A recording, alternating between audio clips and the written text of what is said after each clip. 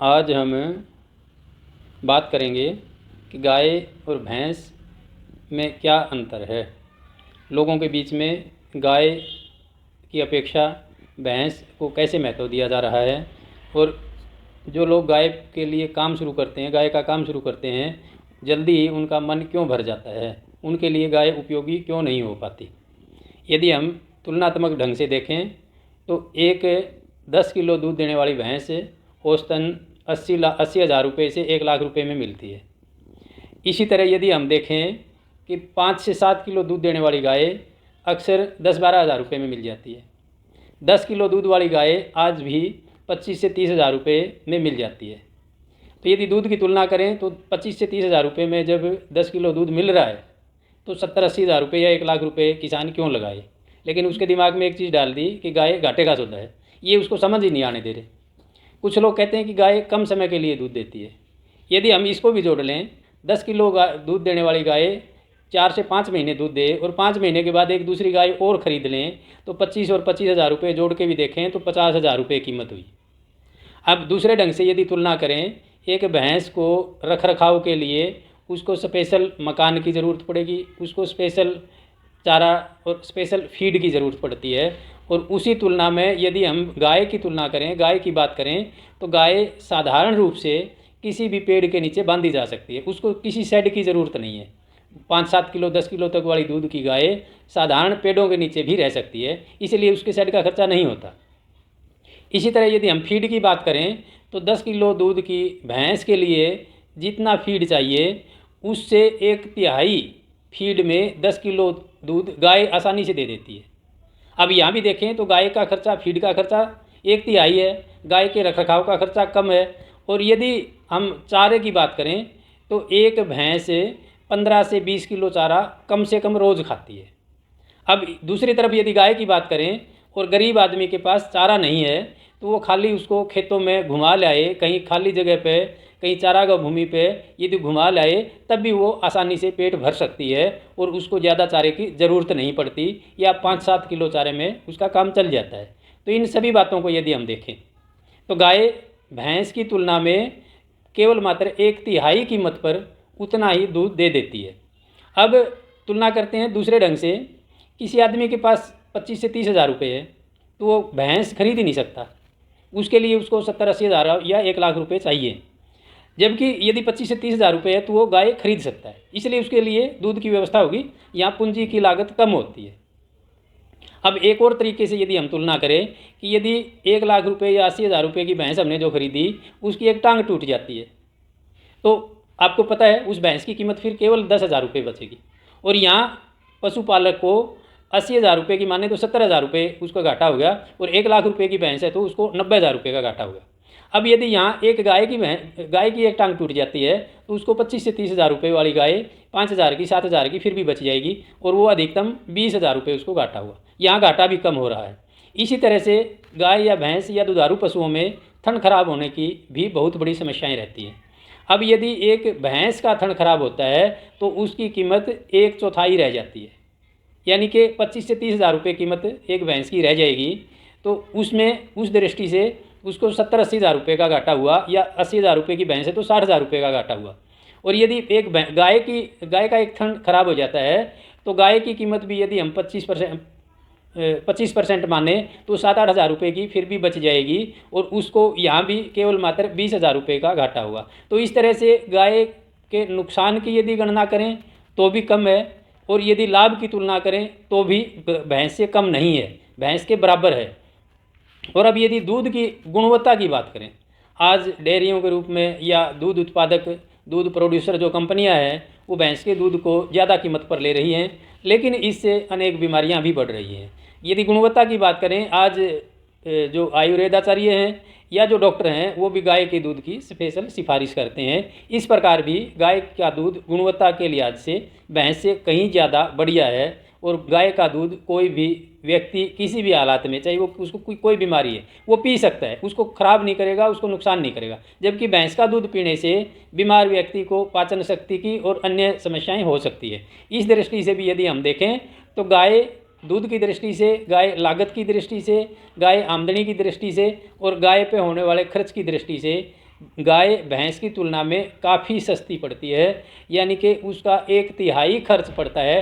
फिर भी न जाने क्यों एक साजिश के तहत हमारी सरकारें भी उसमें शामिल हैं, हमारा प्रशासन और हमारा पूरा तंत्र और ये सब अन्य लोग मिल करके एक पूरी मेडिकल लॉबी और एक षड्यंत्र, जिसको हम बहुराष्ट्रीय कंपनियां या विदेशी ताकतें भी कह सकते हैं, उन सब ने मिल करके गाय को, हमारी जो पारंपरिक परंपरा थी, गाय के रूप में हमारी जो धरोहर थी, गाय के रूप में हमारी जो संस्कृति थी, गाय के रूप में हमारी जो बौद्धिक क्षमता थी, उसको नष्ट करने के लिए एक षड्यंत्र रचा और उसी के तहत गाय को घाटे का सौदा बना दिया।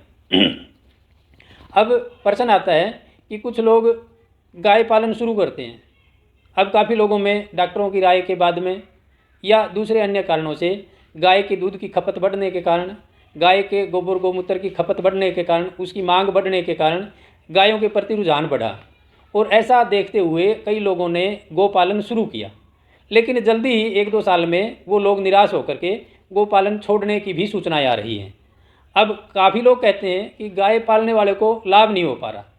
इसकी यदि हम तुलनात्मक अध्ययन करते हैं, गहराई से अध्ययन करते हैं, तो हम पाते हैं कि आदमी कई प्रकार से योजनाएं बनाता है। जैसे कुछ लोग प्रॉपर्टी डीलिंग का काम करते हैं, वो अपना 1 साल में लाभ गणना कर सकते हैं कि इस साल मैंने इतनी प्रॉपर्टी डीलिंग करवाई और उसके बदले में मेरे को इतना कमीशन मिला। या कोई व्यापार करते हैं तो व्यापार में गणना कर सकते हैं कि मैंने इतना व्यापार किया और उसमें मेरे को इतना लाभ हुआ। यदि हम गाय के दूध की, गाय की कीमत की, गाय के बायो प्रोडक्ट की सारी तुलना करें तो 1 साल में संभव नहीं है। 1 साल का काम करना है तो गाय का व्यापार किया जाना चाहिए, ताकि गाय की खरीद और बेच में जो लाभ हो उसकी गणना की जा सके। जैसे हमारे परंपराएं रही हैं कि हम 3 प्रकार से योजनाएं बनाते हैं। प्राय देखा गया है और कहा गया है कि 1 साल की योजना, 1 साल के लिए योजना बनानी है तो व्यापार किया जाए ताकि सीधा लाभ हो। 10 साल के लिए योजना बनानी है तो पेड़ लगाए जाएं ताकि 10 साल में पेड़ों से आमदनी शुरू हो जाए। और इसी तरह यदि 100 साल की योजना बनानी है तो फिर मानव बनाए जाएं, इंसान बनाए जाएं, ताकि उनका सही लाभ मिल सके। इसी प्रकार यदि हम गाय की तुलना करते हैं, गाय की बात करते हैं और 1 साल में हम उसका लाभ हानि गणना करें तो वो संभव नहीं है। यदि हम 10 साल के लिए गाय की योजना बनाते हैं तो गाय के रखरखाव के लिए जो शेड बनाया, जो अन्य इंफ्रास्ट्रक्चर हमने खड़ा किया, वो लागत सिर्फ एक बार आएगी। 1 साल की तुलना में वो लागत लाखों रुपए हुई, लेकिन 10 साल तक भी वही इंफ्रास्ट्रक्चर काम देता रहेगा, इसलिए बाकी के 9 सालों में आपका खर्च नहीं आएगा। इसी प्रकार यदि उत्पादन की हम बात करें, 1 साल में सिर्फ आपने जो गाय खरीदी उससे 4-5 महीने, 6 महीने, 8 महीने दूध मिलेगा, उसके अलावा कोई लाभ नहीं है। जबकि 10 साल की यदि हम गणना करें तो 10 साल के बाद में गाय से जो बछड़ी पैदा हुई, 3 साल के बाद में वो बछड़ी फिर ब्याएगी और अगले 3 साल के बाद में उस बछड़ी की फिर अगली बछड़ी ब्याएगी। और इस तरह से यदि 10 गाय किसी आदमी ने खरीदी तो 10 वर्षों में वो बढ़ करके 30 से 35 गाय उसकी हो जाएंगी। और उन गायों की बिक्री से, उनके उत्पादन से, उनके दूध से जितनी आमदनी होगी वो एवरेज जब हम निकालेंगे तो प्रति वर्ष की एवरेज हमारी ज़्यादा पड़ेगी, तुलनात्मक वो आमदनी ज़्यादा पड़ेगी। इसके अलावा हमारा खर्च घटेगा। जब हम पहले साल कोई काम शुरू करते हैं तो हमें उसकी पूरी जानकारी नहीं होती। इसी तरह गाय का पालन हम शुरू करते हैं तो हमें पहले साल में ये पता नहीं होता है कि गाय में क्या बीमारी आएगी, उसका कब और कैसे इलाज किया जाए, उस पर क्या खर्च आएगा और कहाँ से हमें डॉक्टर बुलाना पड़ेगा, कहाँ से उसका फीड लाना पड़ेगा। वो फीड की प्रोसेस यदि हम अपनी भी करना चाहें तो वो प्रोसेस पे कैसे काम करेंगे, कितनी लागत आएगी, वो लागत हमारी बढ़ेगी। जबकि 10 साल तक हम काम करते हैं तो धीरे धीरे काम करते हुए हमारा अनुभव बढ़ जाता है और हमें पता चलता है कि गाय का फीड कहाँ सस्ता मिलेगा। यदि हम अपनी ज़मीन पे बिजाई करेंगे तो कौन से सीज़न में, किस साल में कौन सी फसल की बिजाई करें ताकि ज़्यादा उत्पादन मिल सके। जैसे आजकल पायनियर घास आता है, वो 1 साल बिजाई करें तो लगातार 8-10 साल चल जाता है, तो उसकी बिजाई की लागत नहीं है, उसकी ख़राब होने की जो हमारी चिंता घट जाती है, रिस्क घट जाता है, वो ख़राब नहीं होता, बार बार वही फुटाव देता रहेगा, तो उससे हमें बचत होगी। और इसी तरह से हमारी जो सर्कुलेशन बढ़ेगा। पहले साल में हम देखते हैं कि हमारे दूध की बिक्री कहाँ होगी, लोगों का विश्वास होगा ना होगा, लेकिन 10 साल में ये सर्कुलेशन, हमारा विश्वास बढ़ने से सर्कुलेशन भी बढ़ जाता है। और जो चीज़ पहले साल हमें कहीं दूर जा कर के बेच के आनी पड़ती थी, वो हमारे मूल स्थान से भी बिकनी शुरू हो जाती है। और इन सब बातों को यदि हम कैलकुलेशन करें, यदि गणना करेंगे तो हमें पता चलता है कि हमारी लागत 1/4 तक घट जाती है और हमारी आमदनी एक चौथाई तक बढ़ जाएगी। तो इस तरह से देखें तो हमारी लागत और आमदनी के अनुपात में तुलनात्मक यदि आमदनी की गणना करें तो हमारी आमदनी 50% बढ़ जाएगी। तो जो पहले साल हमें किसी गाय के दूध से 100 रुपये लाभ हो रहा था, तो 10 साल के बाद में एवरेज निकालेंगे तो वही 150 रुपये प्रतिदिन का लाभ हमें प्राप्त हो जाता है। इसलिए 10 साल की योजना बनाएं, उस काम में टिके रहें, तो उसका लाभ हमें पता चलेगा और हमारी पहचान बनेगी, और तब जा कर के गाय के असली लाभ या हानि का हमें पता चल पाएगा।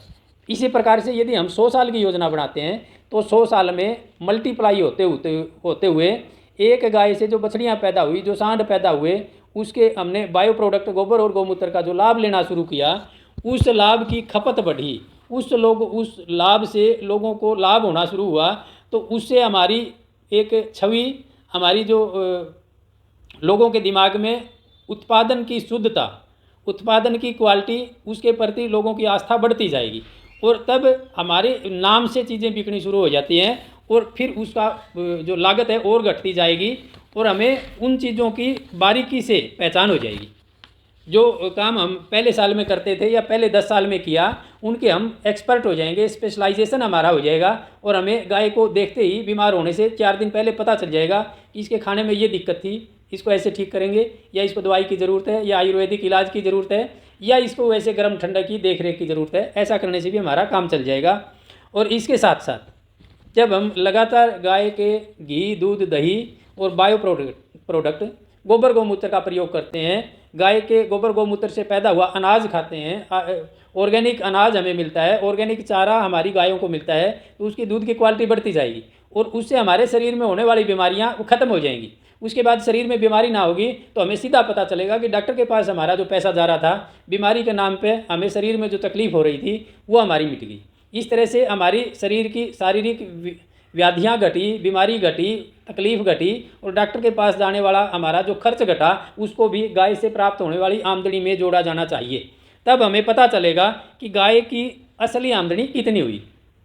इसके साथ साथ हमारे संस्कार बन जाएंगे, हमारा व्यवहार इतना बढ़िया हो जाएगा, हमारे आध्यात्मिक चिंतन इतना अच्छा हो जाएगा, बार बार सात्विक चीज़ें खाने से, गाय का घी दूध खाने से, गाय के गोबर गौमूत्र से पैदा हुई फसलों, अनाज इत्यादि खाने से, या उसके सराउंडिंग का समूथली जो वातावरण होगा उसमें रहने से हमारे संस्कार, हमारा व्यवहार इतना नम्रतापूर्वक हो जाएगा कि हमें तनाव जैसी चीज़ें, हमारे शुगर बीपी जैसी चीज़ें, या पारिवारिक कलह जैसी चीज़ें, आपस की लड़ाई झगड़े अपने आप मिटने शुरू हो जाएंगे। और जब हमारे संस्कार बढ़िया हो जाएंगे तो हमारा जीवन वैसे ही सुखी हो जाएगा, और हमारी जो जो पहचान बढ़ती जाएगी वैसे ही हमारा सर्कल बढ़ता जाएगा, तो उससे भी हमारी एक क्वालिटी का एक नाम या एक मार्का हमारा बिकने लगेगा, उससे भी लाभ होगा।